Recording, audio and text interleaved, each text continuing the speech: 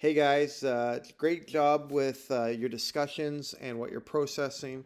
Yeah, the Bill of Rights, I should have clarified. So you mentioned you didn't know if it was a Canadian or the American. For the benefit of this course, assume always that what we're talking about is the American side, because though the Civil Rights Movement definitely had a Canadian perspective, really what we're dealing with is more on the U.S. side of things. And there's a very good chance that you might end up in the US at some point. I did. I'm from New Brunswick, Canada, and I spent 13 years there. So, yeah, you never know. Some of those histories are important to know as you relate to an increasingly diversifying country. What I want you to catch from this section that you just looked through was the high ideals of the American Constitution, the Bill of Rights, and what you're going to learn later on is the amendments to the rights. And originally, there'll be 10 amendments after the US becomes its own country. These documents are so ahead of their time. In fact, I would argue that modern democracy really takes its primary cue from what the Americans made 250 years ago. Its first origin is in Greece, going back, before Christ. But in its modern iteration, global democracies really take their biggest influence from America, maybe Britain as well. But America is the biggest influencer in all of this process. So they had incredible, ahead of their time ideals. The shame and tragedy of the American democratic system they set up was they didn't live up to those ideals from the very beginning. And that fact that is going to cause them major problems within less than a century of their history's founding. So, 1776, America declares its independence. It goes in one of the most lopsided wars against Great Britain. Great Britain was the biggest power in the world at the time. No one would have thought the Americans would have won, but they were. The only reason they won that war is because they had 13 colonies that became the first 13 states. There are 50 states today, but originally there were only 13. Massachusetts, Vermont, New Hampshire, Delaware, Rhode Island, Connecticut. Did I say Massachusetts? I can't remember if I did. New York, Pennsylvania, New Jersey, Virginia, North and South Carolina. Okay, so that was it, all on the East Coast. And these states had to be unified if they had any chance to beat the British, and they did. But to be unified, they had to make compromises, and this is where they get into trouble. Okay, so imagine this: you're fighting for a war of independence. You have a history of being a colonial settler for 200 some years, and it was largely driven on the slave trade. All of a sudden, some cities start to develop, mostly in the north. And these cities no longer need slaves like they used to. Because what's now driving the finances of these areas are the Industrial Revolution. It's factories, it's trade, it's banking. It's no longer requiring the sweat and the toil and the physical labor that slaves have historically brought in their work to America and also to Brazil and other parts of the Caribbean. But in the South, it's totally different. That's where the cotton is. That's where the big plantations are and the big, huge farms are. Slavery is alive and well. And in fact, even today, a huge percentage of the African American population comes from the deep South, we call it in the United States, the southern states. Okay. So you have this north south divide. The North, over the years, starts to recognize what a hideous reality that slavery is. I mean, you're completely white settlers, and any exposure to African Americans of a dark skin color is as slaves or runaway slaves. And so all of a sudden, their ideals, generation after generation, we see this in the world today. One generation advances, they progress in their ideas of what they think is moral and right. They look at the slave institution as horrific. Now, it's not that they didn't have the slave tradition, it's just that 100 years removed from it, you don't need it anymore. You start to see it for what it really is. Meanwhile, in the South, they desperately need it.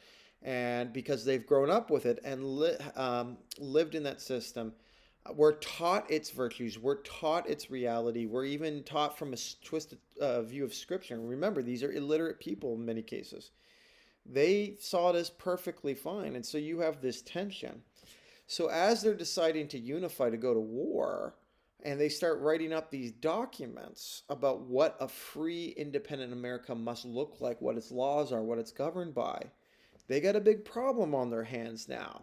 Because part of what they're fighting against in Britain is what they see as an abuse of power from the British, that they had no rights as colonials.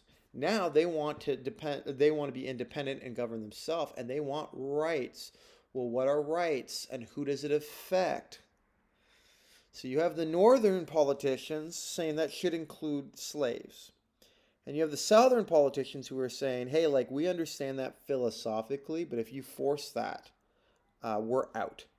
And in the earliest part of America's history, the two most important states were New York in the north and Virginia in the south. Virginia was the most populated state.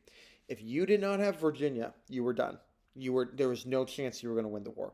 So what happened is these founding fathers made compromises. The very earliest drafts of the Constitution, the Bill of Rights, the Declaration of Independence, included some statements from Thomas Jefferson, who ironically was a huge slaveholder from Virginia, about slavery and its horrendous virtue and values. But they could never sell it to the South, so they X'd it out. And essentially what they did is they kicked the can down the road. This is a problem we're going to have to deal with later. After, let's get ourselves unified, let's get our independence, and let's figure this out. Well, the problem is those problems always have a way of continuing to be kicked down the road. And so this is going to lead to the Civil War in about 80, 90 years. And it's going to be, to this day, it's the bloodiest, it's the worst, it's the highest casualties America's ever fought. America's population today is over 10 times what it was during the Civil War, and that is still the deadliest war that they ever fought. So it's going to cost them massively. So there's a lot of politicians out there who wonder, like, should they have fought and just figured out, kept going and fighting for their virtues, and or there are other politicians and historians that look and say, like, dude, there was no way they were going to unify. It's really messy. But the fact that they didn't do it cost them. You have the founding fathers. I gave you some images of some people. Let's look at a few of them. George Washington, okay? First president, general from Virginia. He did own slaves. In fact, he had 5 different plantation farms. So he had a lot of slaves. To his credit, as he got older, the more I think he started to evolve in his understanding of slavery. That this was something he was born into and that they were born into, and maybe what he was taught was not correct. Now, he didn't free them, but he did on his deathbed free them. So when he died, he freed all the slaves once his wife died. Now, just imagine for a minute, you have dozens, if not over 100 slaves, and your master has died. And now it's legally in your will that you'll be free. You just got to wait for her to die. She's an old woman.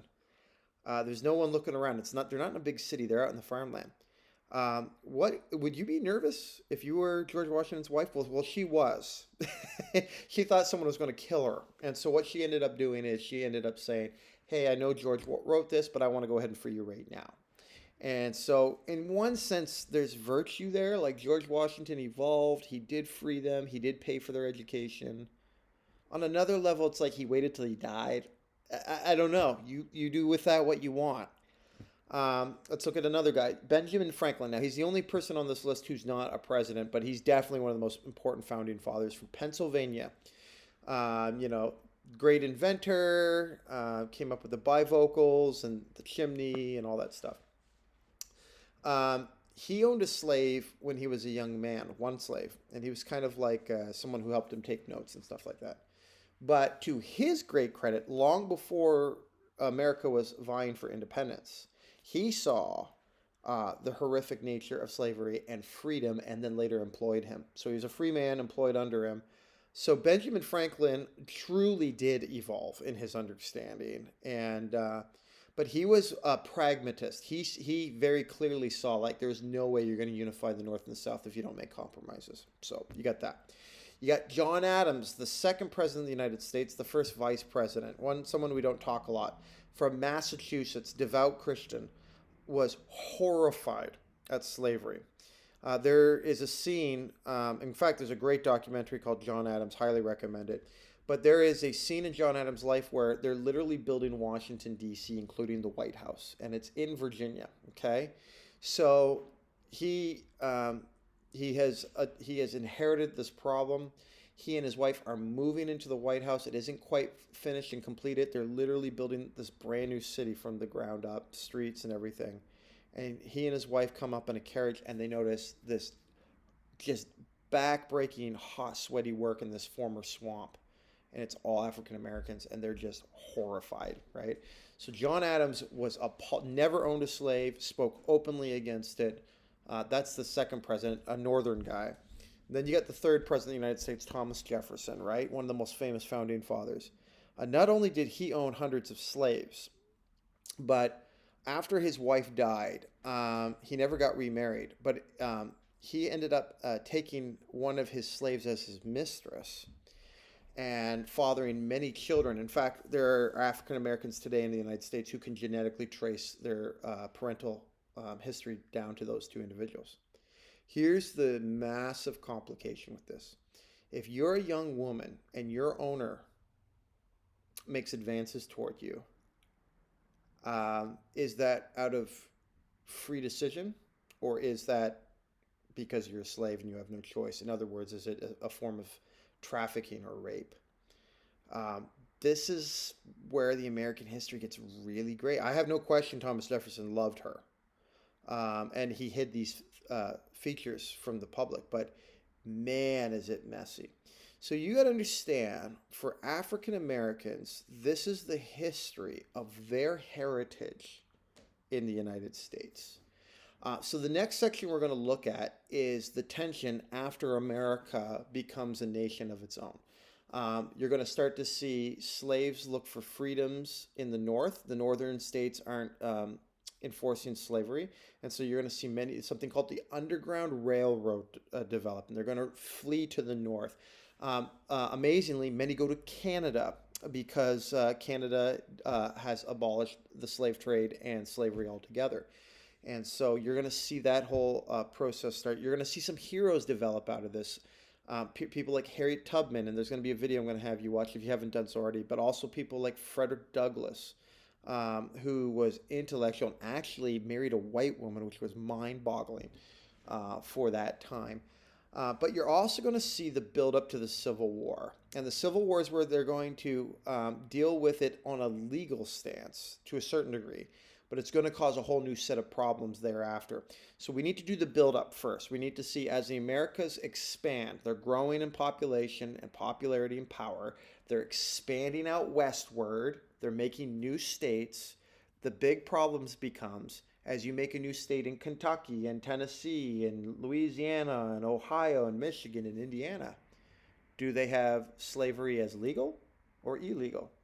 And if you're trying to keep power in the White House, you're desperately afraid, if you're a southern state, that there'll be more northern states that believe that slavery should be illegal.